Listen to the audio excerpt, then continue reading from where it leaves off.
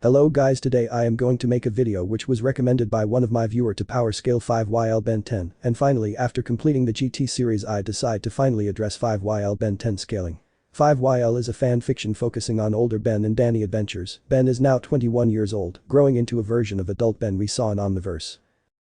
The first alien transformation was Swampfire. Each alien grows stronger as the older Ben gets. For example, in the classic series Diamond Head was destroyed by classic Vilgax, but in Alien Force, he was strong enough to defeat Warlord Vilgax, who can defeat Humongous Saur in one punch. We can scale classic Vilgax, using his feat of destroying Mount Rushmore in single punch, and this would put classic Vilgax around 1 gigaton or large mountain level, and Diamond Head was weaker than this, at least 1/10 of his power, placing Diamond Head at 100 megatons or mountain level. In earlier video, we calculated Warlord Vilgax power at 350 teratons or large country level. Well, Diamond Head defeated this Vilgax using one move, placing him at 10 times stronger than Warlord Vilgax, with a power of 3.5 petatons or continental level, providing over 35,000 times boost during the 5 years, and the last time we saw Swampfire power at 175 teratons, and by using the multiplier we can get 5YL Swampfire at 6.125 exatons or multi-continental level, and base Danny was able to harm him before even transforming.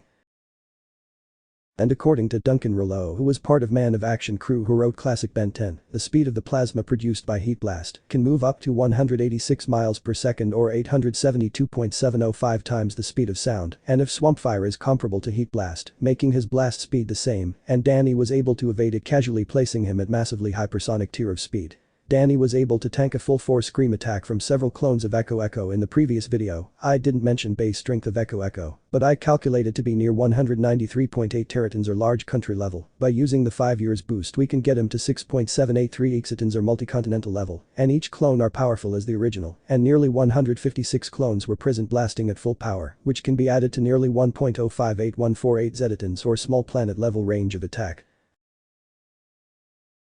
And Danny survives the attack. 4 Arms was able to destroy Serpent, who was threat not even Gwen and Kevin can face without the aid of Ben, and Kevin was strong enough to tussle with hybrid commanders, placing Serpent at 2.8 teratons, and 4 Arms one-shotted him, placing at 280 teratons or large country level, and using 5-year boost placing 4 Arms at 9.8 exatons multi-continental level, as Vlad was able to catch 4 Arms punch and toss him aside like he was nothing, and his greatest feat was overpowering Chrome Stone, who can channel the power of the 3 suns to recreate a destroyed planet, but unable to withstand full force of Vlad's energy attack, making his power at least 2.7 yoditons or large planet level. Vlad is equal to Danny in terms of speed, making him hypersonic plus tier. And in the next chapter we see Ben transform into an original transformation known as Ultraviolent, who was fast enough to catch Vlad off guard, making his speed at 873 times the speed of sound or massively hypersonic. Ultraviolent was strong enough to tank Vlad's energy attack and corner him to the point where Vlad was forced to use his own duplication technique, and just like Echo Echo, his duplicates are strong as the original, placing Ultraviolent at 2.7 yoditons or large planet level. Next we have Lodestar, who can destroy large spaceships that can hold neutron stars in stable condition, and the ship can resist the pull of the neutron star, but Lodestar ripped it to shreds, which should be in the range of thousands of tons of pure metal, as and even at lowest estimation, reaches over 2,000 tons of weight, pulled by the force of 200 billion times stronger than Earth's gravity, withstanding around 4 sextillion newtons per meter, and it requires 1.5 times greater force is required to break the metal, compared to the force it can withstand. 1 joules is equal to 1 newton meter. The ratio of joules to newton meters is 1:1, and it after the conversion of unit to joules the force can be calculated to 1.43 teratons or small country level.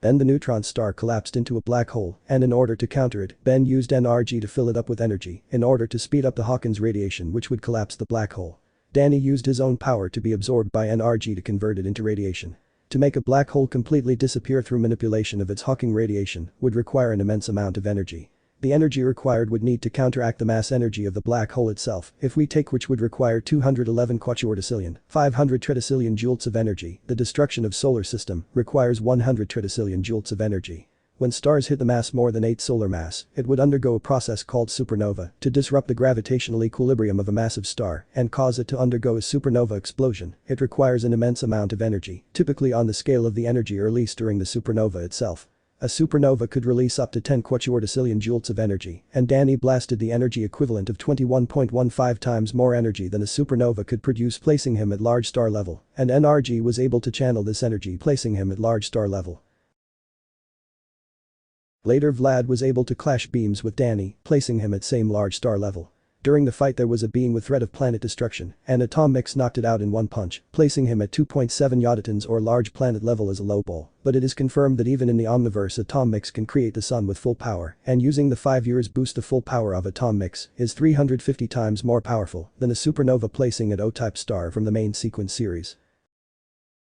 Then we have Eon, who transformed into divinity, who has omniscience mind that can sense the multiverse and beyond space and time, and with a single slash was able to cut through the planet and have full authority over the timeline, stopping time travelers to reach into past or restrict the time travelers to reach certain point, and this kind of power not even Maltrant had, which speaks a lot of divinity's hold over the multiverse. Then we see Buck Wild, who was fast enough to move at same speed as Danny, but also fast enough to grab him and run before he could react, placing Buck Wild's speed at 1396.328 times the speed of sound or massively hypersonic plus. Then we get to Portaler, who can manipulate space and can create wormholes and can bend space along with teleportation. Then we have Full Stop, the same Nalgene race we saw during Alien Force, but other than they have toys that rival the Omnitrix, which can tear the universe, and according to Duncan Rouleau, universe in Ben 10 is infinite, which would place them at low 2C universal plus. Then we get to Divinity vs Clockwork, where Clockwork was able to stop time to absolute still, but Divinity was so fast not even frozen time means anything to him, placing him at irrelevant speed. And Full Stop was able to tag him, making his speed at irrelevant speed as well, and Ben transformed to Portaler, and his battle between Divinity was tearing the fabric of space and time throughout the multiverse, placing him at 2C low multiversal plus, and Divinity had the power to destroy all of time, making his power at 2A multiversal plus. The only transformation I didn't talk about is Alien X, which would require a video on its own explaining its powers and weakness. That's it for today. I hope this video helped you understand how strong Ben 10 is from 5YL.